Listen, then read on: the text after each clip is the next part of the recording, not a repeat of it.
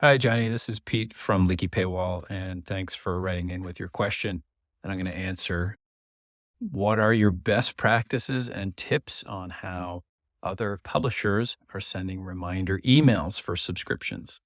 I thought I'd answer that and some more after I took a good look through your website, which is flyer.co.uk. Really excellent publication. I can see you're squarely focused on flying in the UK. The website is clean, full of content, great call outs for subscribing and making it easy to sign in. And I have a few thoughts here for you. As far as retention go, you're sending out quite a lot of emails before and after a subscription expires, and that's great. If you wanted to send me if you want to send me that email stream, that would be great. I'm happy to take a look at those and dig in a little bit further. The easiest thing, I'd say the lowest hanging fruit, though, that I would recommend is on your subscription plans, make them all recurring, even your annual plans. Then you can focus on credit card expirations and cancellations and just let those annual plans renew automatically.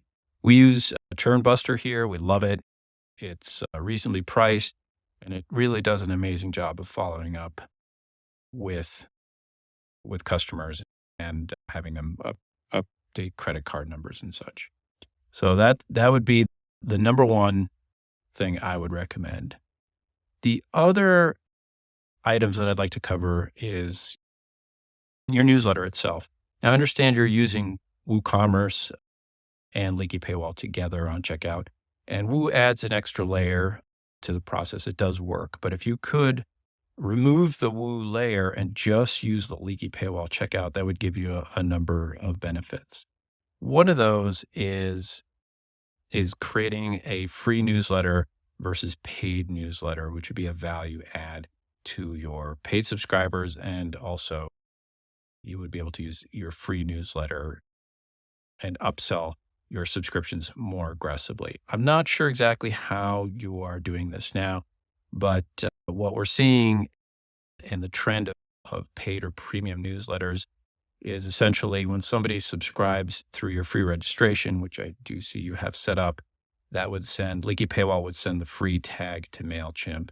And then you would just target the free list in MailChimp and send out those excerpts for your content to them. And in every email, you'd have the upgrade messaging to pay for full access.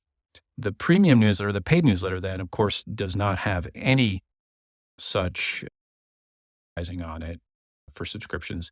And what you can do easily enough is produce full content in the email itself. So if I'm a paid subscriber, I would have the convenience of getting all the articles in full text in the newsletter.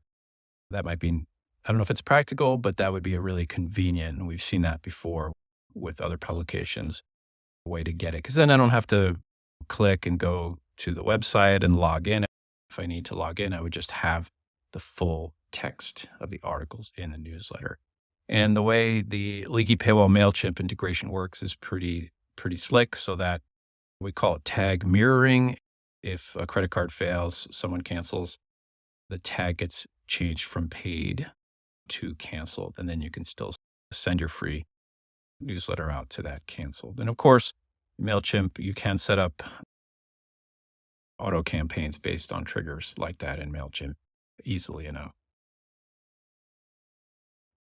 Okay. The other thing I noticed is that if I move around your website and I read articles, a lot of these articles, which are not feature articles, are free. And I read 5, 6, 7 different articles. I didn't go any further. And I was getting any kind of a trigger to register. So I'd say at the very least, set the free registration as a requirement for your free content.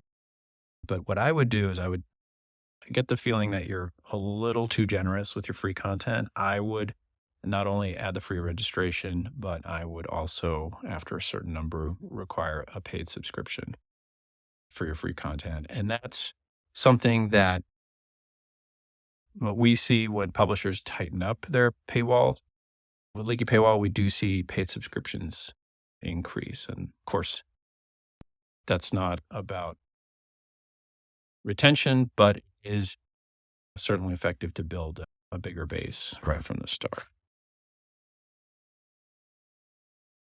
The other thing I would do as well is if I go to, let's say I'm going to go in and read some feature articles, let's pop up this nice menu that we have here and Flyer Club latest. I assume that's premium. And let's go into an article here. Okay, great. I get to read an article and then we'll go into another one. And this one's going to tell me that I've reached the free article limit. Now, currently, my only option is to become a member. This is great. You have a button here. Buttons are very compelling. I hit become a member.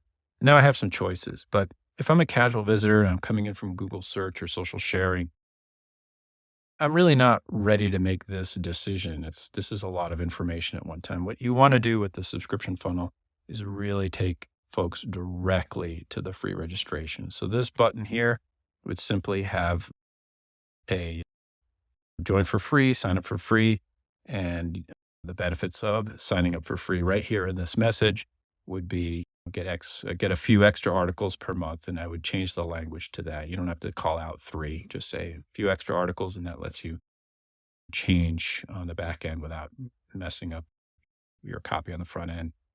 And also the newsletter, that you'll definitely get the newsletter and the extra content, and that's the free registration. Now, you should have a login link in text, probably underneath for those existing subscribers. And you could have some copy to join right away. But the flow is pretty straightforward these days. You want those casual readers you want to capture their email address and hit register. So when I hit this button, become a member, which will now say join for free or something like that, and I'm just going to click on the basic free option, is you'll take your readers straight to the free registration. And then they can fill this out. The free tag gets added to MailChimp.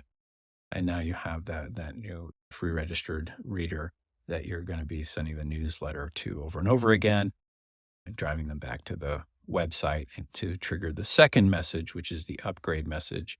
And that's the new message you'll create in Leaky Paywall. Now it's going to look like your first message, but it's going to have the, hey, join up, get our premium newsletter, get our unlimited content, and why you're going to make the UK Flyers life better, which is really the benefits you want to promote. So those are my thoughts for the website. I think you have a great start here. I think if you make those changes, you'll find a boost your free registrations, which will just boost your paid subscriptions because that's just a straight ratio, 1-to-1. And if you pull WooCommerce out of the WooCommerce layer out of the sign-up process, that will clean things up. It will also let you leverage MailChimp a bit better with the free newsletter and paid newsletter. Maybe there's another reason you need Woo, but at this point, it looks like that might be worthwhile. And if you want to talk further about this, absolutely happy to. And I hope this helps.